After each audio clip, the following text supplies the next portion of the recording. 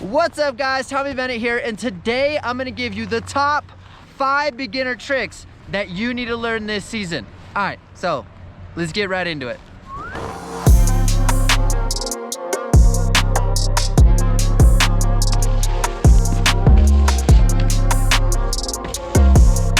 These videos are way more fun to make, and I think they're way more beneficial when I'm actually able to coach somebody. So we got Natalie out here again. Hey. Hi.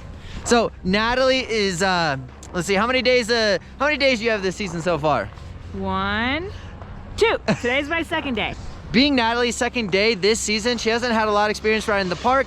So we are here at Copper at their free hike park, which is pretty sick. So I'm excited. You ready to get into this?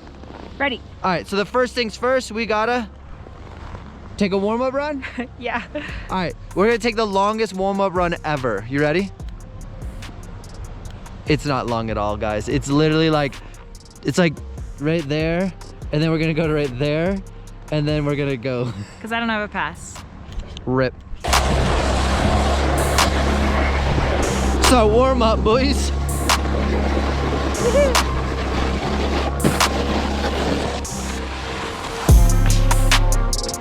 All right, so the very first thing that we're gonna do here is find a feature that allows you just to ride straight on. You're gonna notice there's no real big jump on it. You can literally just go straight onto it. So that's the feature we're gonna use today because it's super simple, and then we can work on our tricks without worrying about how to get on it. We're gonna get on it, super simple, then add some tricks to it. So let's get started.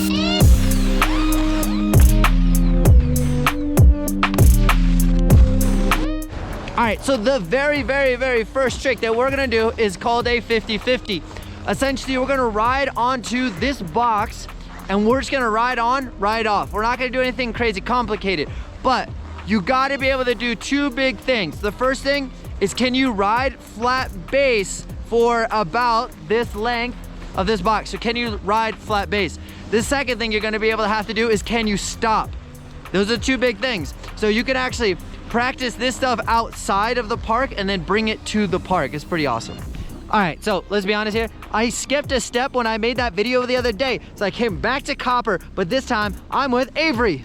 What's up guys, how's it going? So I'm gonna use Avery as an example on the 50-50, but I gotta make sure I give you guys like what body positions to be in so that you guys can like be rock stars. So the first thing is, when we do a 50-50, we wanna make sure that our shoulders, our hips, and our board are all pointed in the same direction when we are going down the box. Now, one of the most common challenges that you guys will have is you'll take this shoulder and you'll turn it that way, and then your shoulder's going that way, your hips going this way, and your board. But what ends up happening is it applies pressure to this part of your board. You apply pressure to the heel side of your edge and you may slip out. So you wanna make sure that you're in a stacked position, your knees are bent, and then your feet are flat. So you're not on your heels, not on your toes. That's gonna be a game changer. Let's show you a quick example of what the 50-50 should look like, and then we're gonna get into some more crazy tricks. All right, guys, back to the normal program. Let's go. All right, so after we've done the 50-50, what we wanna do is we're gonna add a trick to the 50-50 because I don't wanna go into something crazy gnarly just yet, but I wanna practice the same trick we have, but just make it a little bit more challenging / a little fun. So what we're gonna do is have Natalie do a 50-50, and then right at the end, she's gonna jump and tail tap the end. Now what's sick about that is it works on your dynamic movement. Can you get low? Can you pop? It also works on timing. Can you ride something and then consciously think about jumping towards the end and then tapping and riding away and then stopping? So it does make it a little bit more complicated, but working on your timing, your dynamic movements are gonna be very beneficial for some other tricks we're gonna do down the line. So, got any questions? Do I do it like a skateboard where like my front foot comes up first and then my back foot? Does it happen like that, or does my feet come out? Do my feet come up at the same time? So you really have the option to go pop or ollie. I would say the pop, which means you're extending both feet at the same time, is a easier way to do the tail tap. So you're gonna extend up, then all you have to think about is taking your back foot, tapping, and then that's it. If you want to make this super crazy, gnarly, and like super sporadic and big, that's when I would use the Ollie, because I'm able to get a bigger pop, but you're adding more movements in it, and it does make it more complicated. So for now, because this is a beginner guide, we're gonna do a pop. So let's go ahead and do that now. Woo!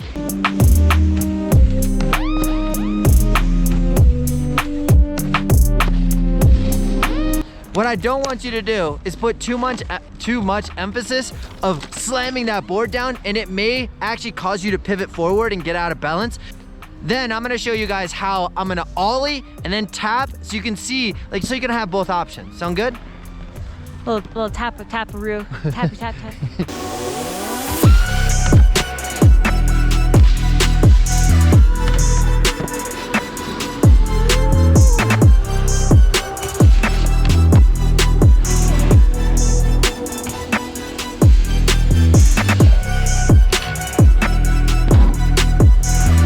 Is that okay? I think it looked the same as mine. Okay.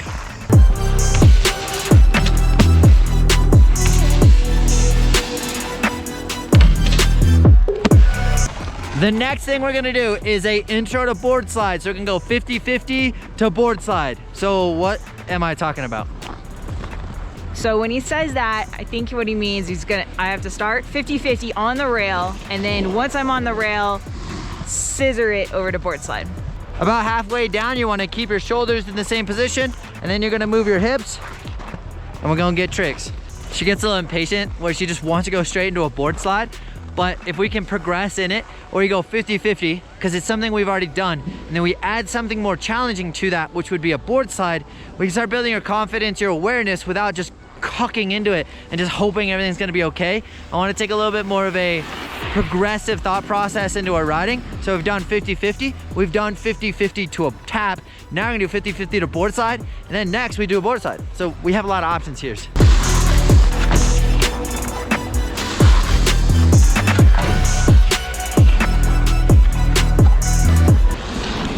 Yes, she did it. Okay, so low key, the first time I told her to do that, she literally went about 1.1% in a 50-50, then the board slide. So I want to show you guys that you can create the, backyard, Tommy V1 right here, let's go. Hey, let us know if you guys want a pipe progression. I got Lucas Foster here. He's a US team snowboard half pipe dude.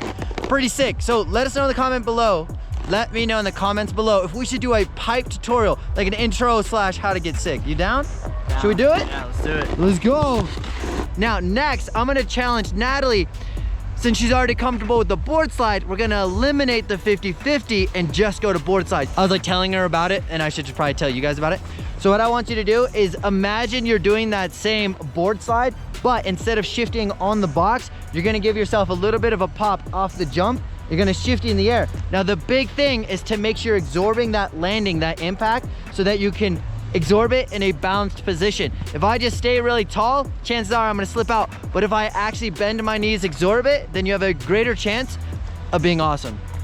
Now jump and shift your legs. And back. Simple, right? That's all we gotta do on the box. Obviously, it's a little bit more complicated, but if we can keep it in a simple form and simple thought process, that's all you're gonna do. Feeling good? Let's do it. Let's do it.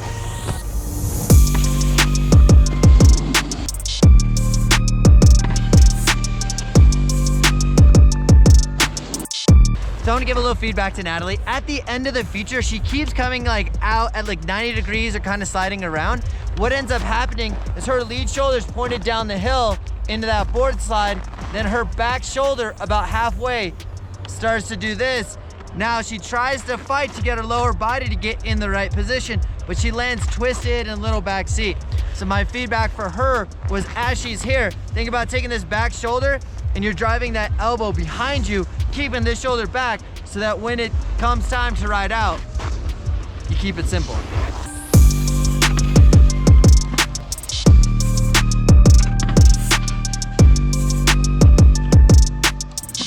So once you feel good about a board slide and you want to step it up even more, you can do a board slide and then land switch. Now, sometimes this may feel intuitive because you're creating momentum in the beginning and then you just utilize that momentum in the end. It's actually pretty sick, but there is a requirement. You gotta be able to ride switch, right? Or else this is gonna be a tough trick. So, question for you, coach. When I'm on the box, do I still want to keep my lead shoulder pointed downhill because I am gonna rotate? I think so, right? Or so I would actually say you want to take your back shoulder and point it down the hill to get your body to naturally rotate. Now, to make this trick proper, you want to be able to control your board at 90 degrees while your shoulders are spinning, but not affecting your lower body. So you want to stay in 90 degrees and then drift your back shoulder downhill. okay. You know what I need to do is think about when you used to tell me to throw my shoulder to where I want to go, like throw the baseball. So if I want to turn that way, I gotta intentionally turn my shoulder. It's not gonna like drift there.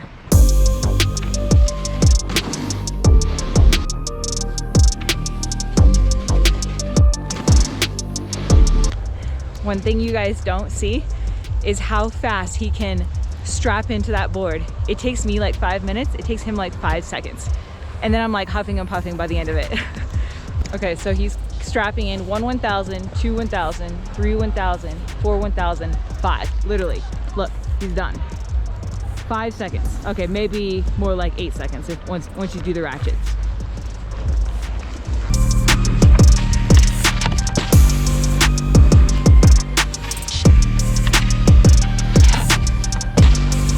Sometimes this trick may feel counterintuitive simply because you're so used to your lead shoulder pointed downhill. Now we're having to take our other shoulder and tell it to go downhill. Your body may be slightly resistant to that. So make sure you are practicing a whole bunch of switch so you're feeling confident with that shoulder leading the direction down the hill.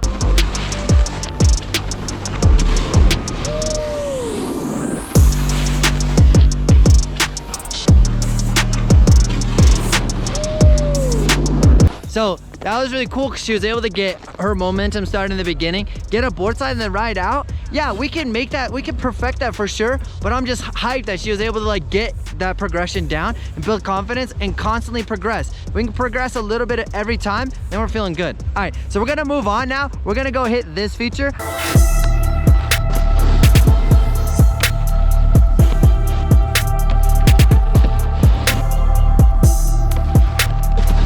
Is this feature right here will lead to a lot more features like this thing. So those kind of features are called urban on or side approach. Essentially, you cannot ride straight onto them. You actually have to enter from the side, but I have a more detailed, more in-depth video up here somewhere. I'm not sure what side it's on, but click that if you want a urban on full breakdown. All right, guys, so we went through a couple tricks. We started with a 50-50, then we did a 50-50 to tap, then we did a 50-50 to board slide, then we did board slide, and then we did board slide switch out, and then as an added bonus to all of that, we ended up doing an urban on, which is a gateway to a whole bunch of new tricks and a whole bunch of new features. And then I added a couple little bonus tricks on there as well. So if you guys are digging the content, make sure you guys are subscribing, that you're leaving a comment below. Let me know if I missed anything, as well as share this with a friend. All right, guys, I wanted to say thank you, Natalie. Thank you. And then if you guys are looking for any merch, I do have them in the description below.